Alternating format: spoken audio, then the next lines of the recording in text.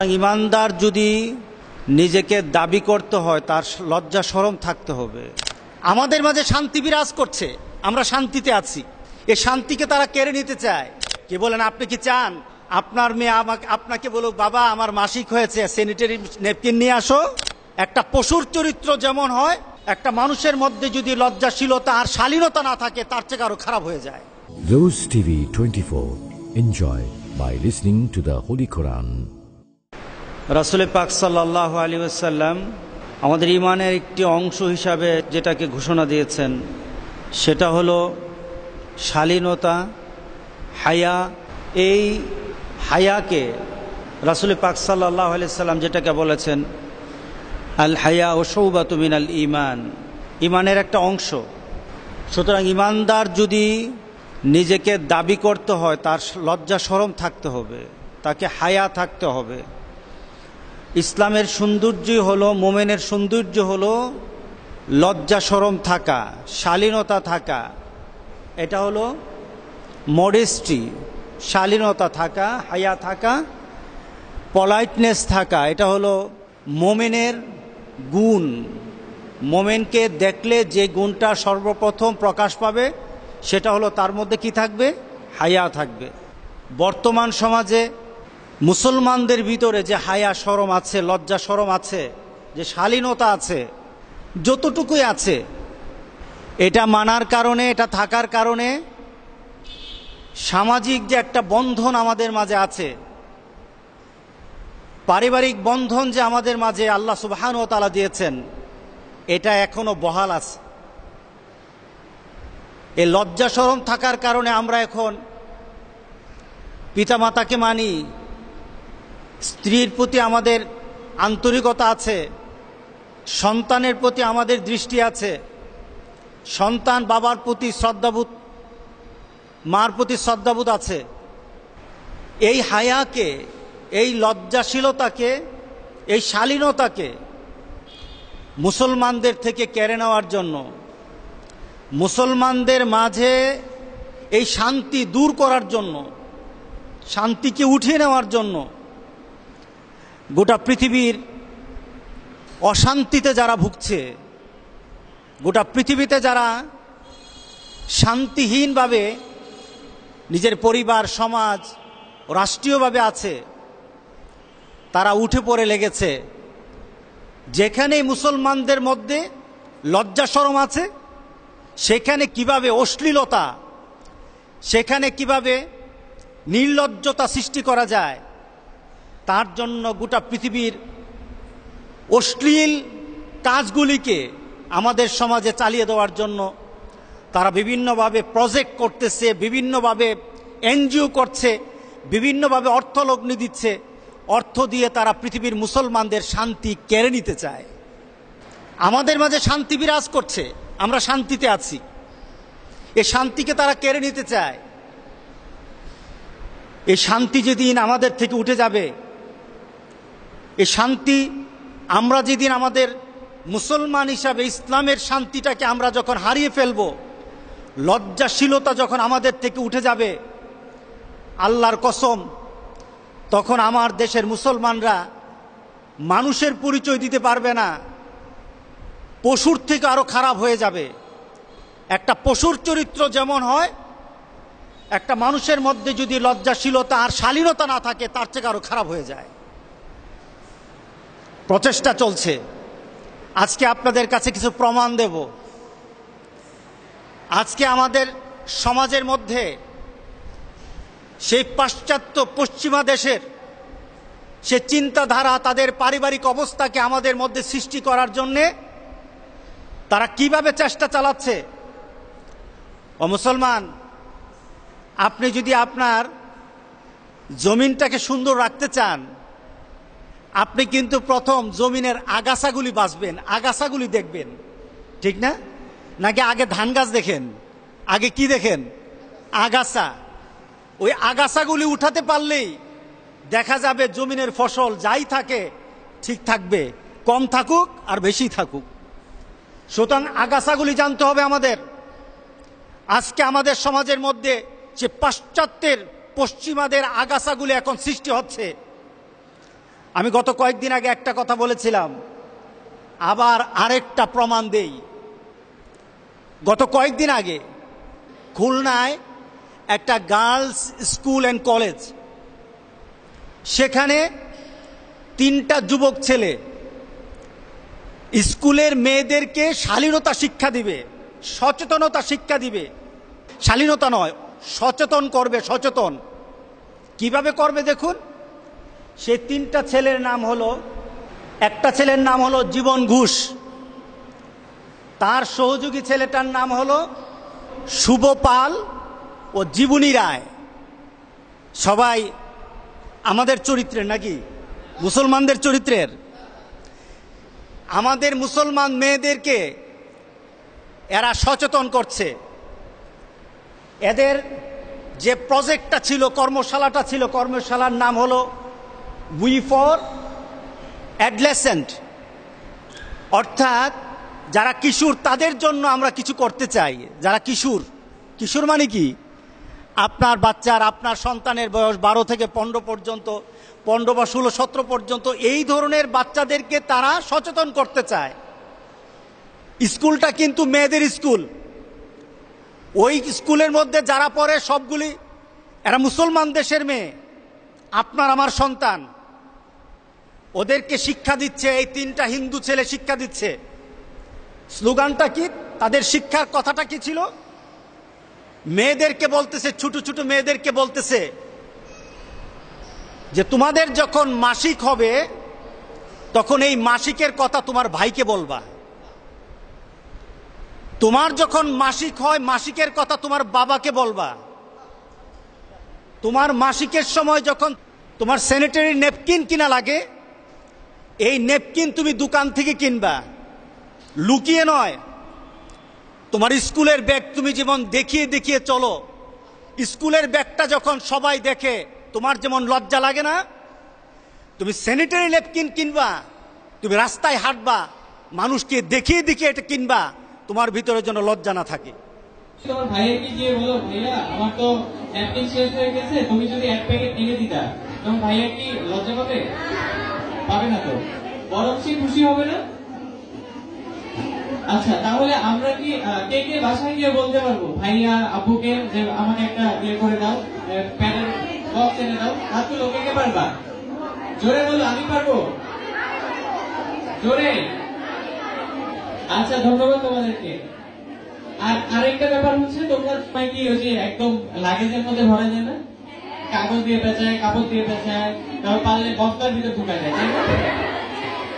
তো এটা কি ঠিক বলো তো? এটা কি লজ্জার কোনো ব্যাপার? তো আমাদের কি উচিত? দোকানদারকে বলা, ভাই এইভাবে দিয়ে দেন, আপনি ডাইরেক্ট দেন, আমরা নিয়ে যাচ্ছি, তাই না?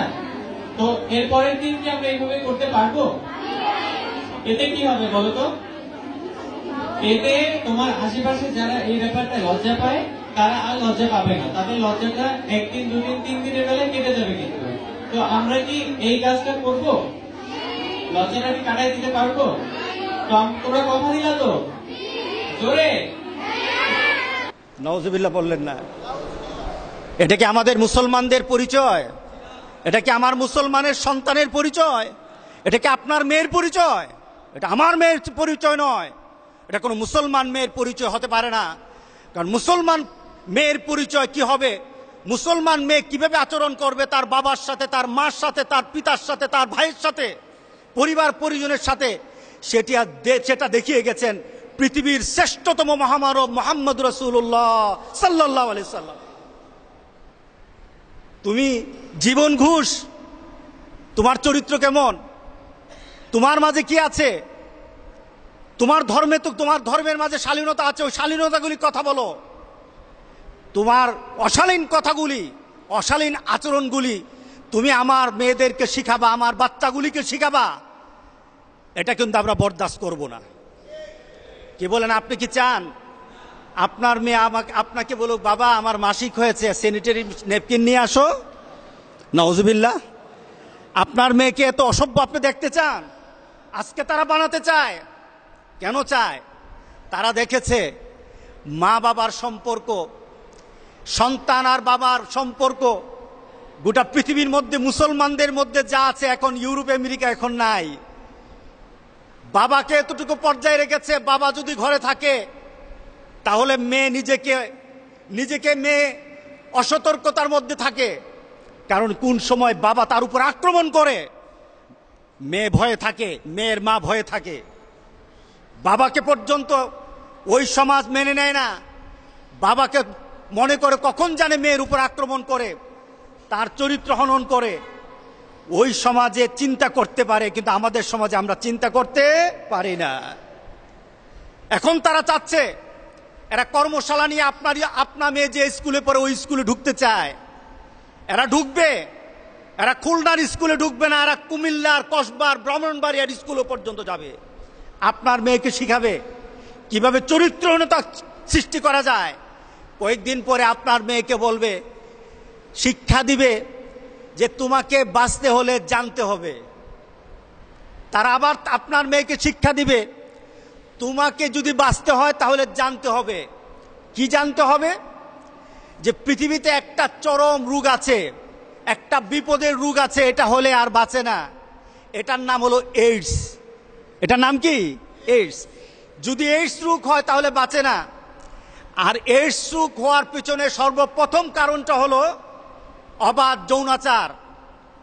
তোমাকে জানতে হবে, তুমি যখন যৌনাচার করো, অবাধ যৌনাচার করো, অর্থাৎ তোমার বৈধ যৌন তোমার চাহিদা না মিটিয়ে তুমি যখন অবৈধভাবে কারোর সাথে যৌনাচার করতে চাও, তোমাকে জানতে হবে, বাঁচতে হবে।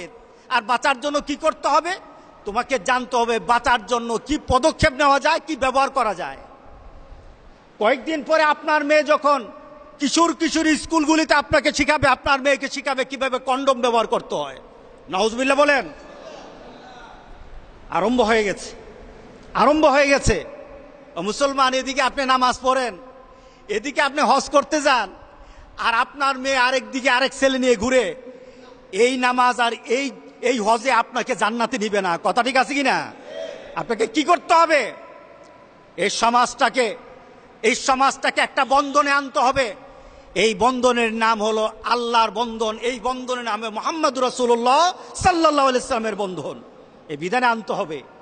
সুতরাং আজকে আরম্ভ হয়ে গেছে সমাজে। আমাদের স্কুলগুলি টার্গেট করছে, যখন দেখলো আপনাদের বাড়িতে গিয়ে কাজ হবে না, বাড়িতে গিয়ে কথা বললে কেউ না কেউ কথা বলবে, তখন কুমুলমতি মেয়েদেরকে, কুমুলমতি ছেলেদেরকে হাতে নিয়েছে তারা।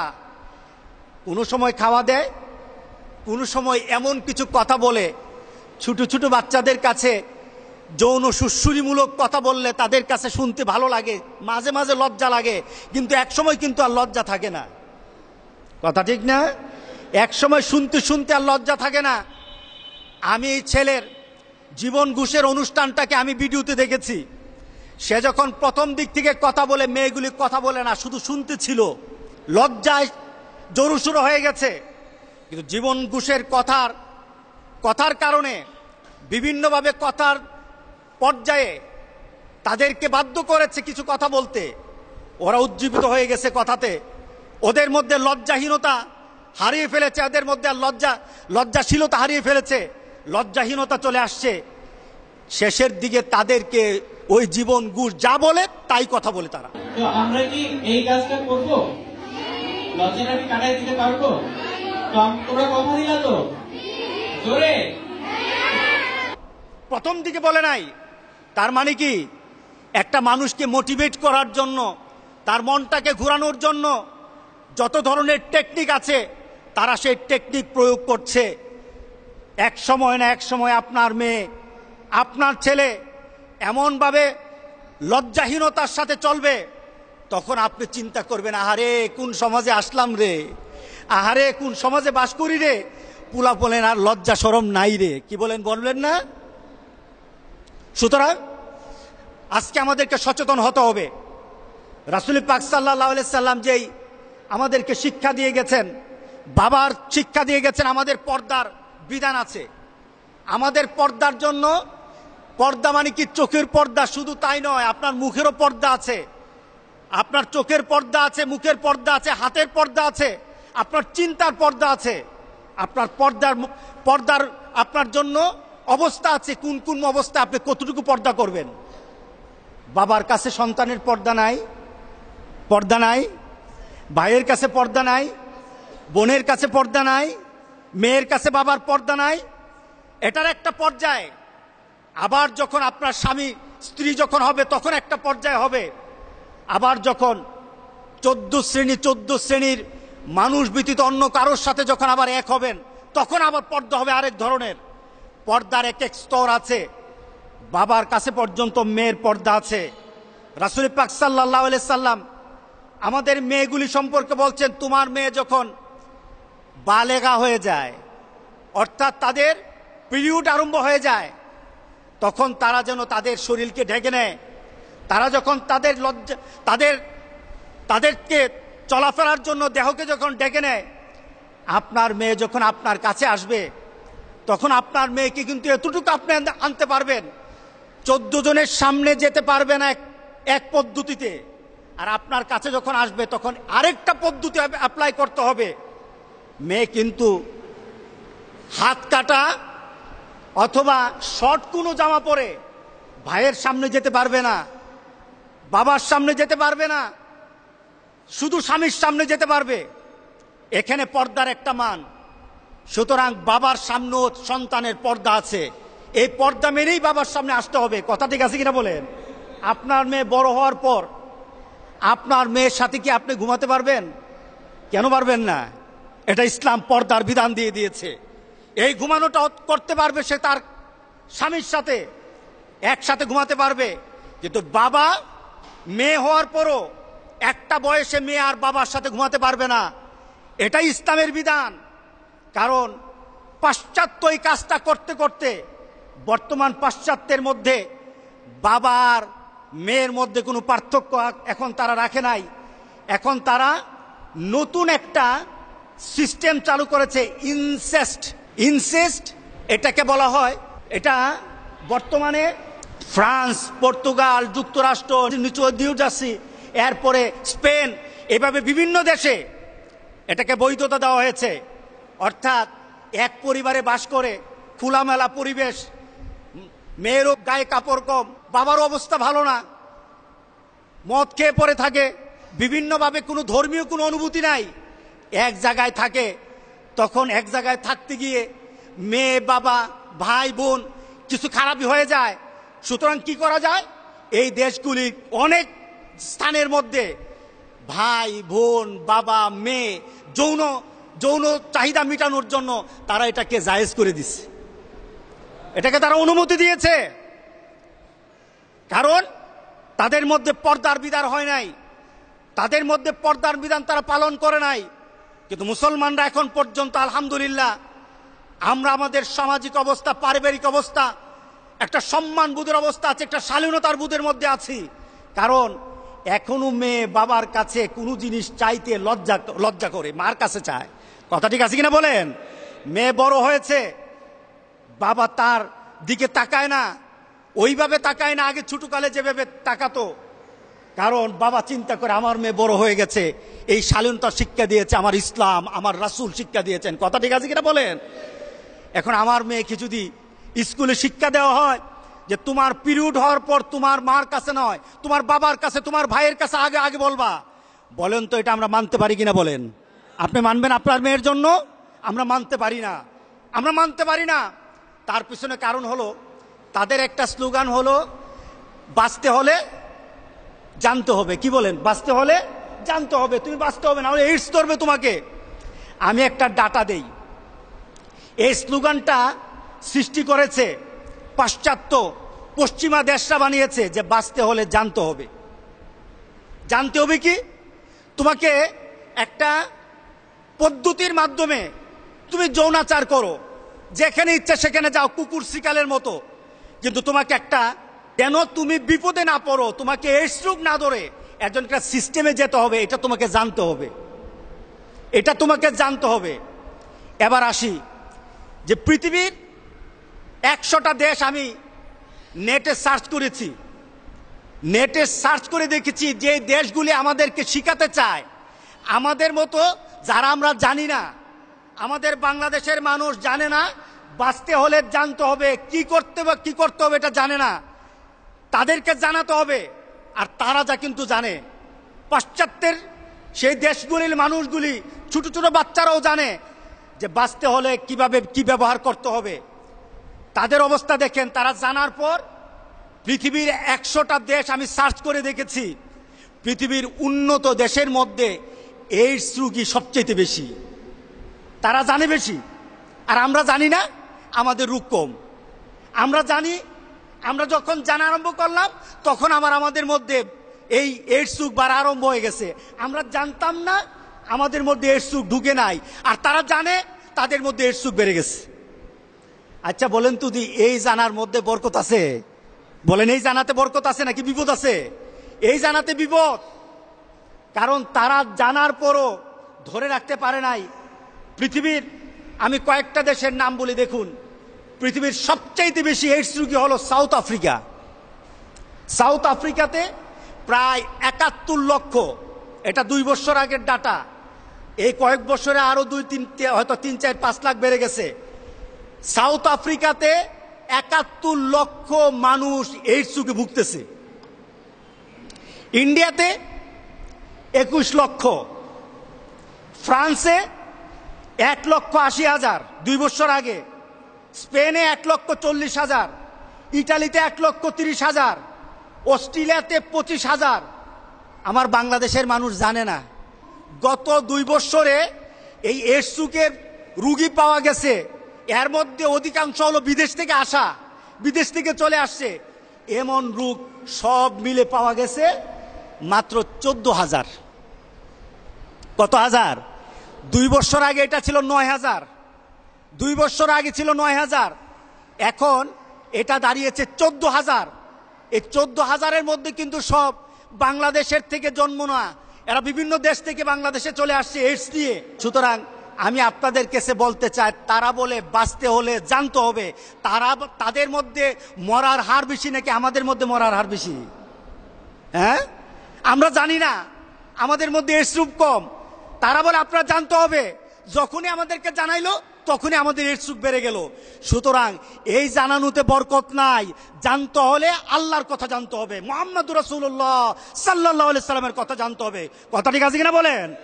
ওই পাশ্চাত্যের কথা দিয়ে জীবন বাঁচানো যাবে না, আমার আল্লাহর কথাই মানতে হবে। আমার আল্লাহর কথা হলো বাঁচতে হলে জানতে হবে, আর জানার জন্য তোমার প্রথম ধাপ হলো যে লা তাকরাবু জিনা, জিনা করো না, আল্লাহ বলে নাই। জিনার কাছেও যেও না। জিনা হয় এমন কাজ, প্রাইমারি স্টেজের কাজগুলি, জিনা হওয়ার জন্য প্রাথমিক যে স্টেজগুলি আছে ওটার কাছেও যেও না। আল্লাহ বলে না জিনা করো না, আল্লাহ বলেছে কি জিনা হয় এমন পরিবেশ তোমার ঘরের বাইরে কোনো জায়গায় করতে পারবা না। এই বিধান যদি চলে, বলেন তো দেখি এইডস আর হবে? আল্লাহ বলে নাই জিনা করো না। আল্লাহ জিনা করার আগেই তার আগের ধাপগুলি বলেছেন, এগুলি বন্ধ করে দাও, এগুলি বন্ধ করো।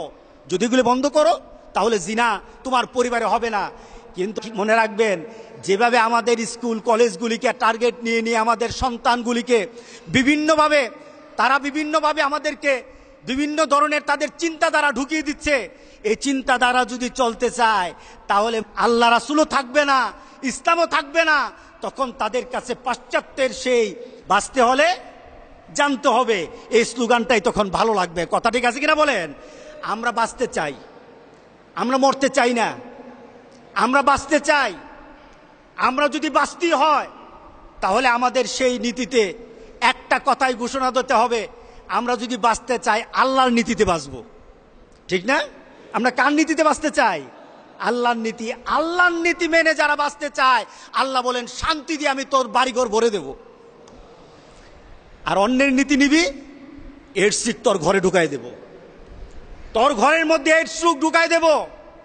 বাঁচা তো দূরের কথা, বাঁচা তো দূরের কথা, তোর জীবনকে আমি দুর্বিষহ করে দেব। কারণ যেখানে আমার নীতি নাই সেখানে শান্তি হতে পারে না। সুতরাং আমি আপনাদের কাছে এই ডাটা দিলাম, আমাদেরকে বাঁচতে হলে জানতে হবে। আমরা কার কথা জানবো বলেন? জোরে বলেন, কার কথা?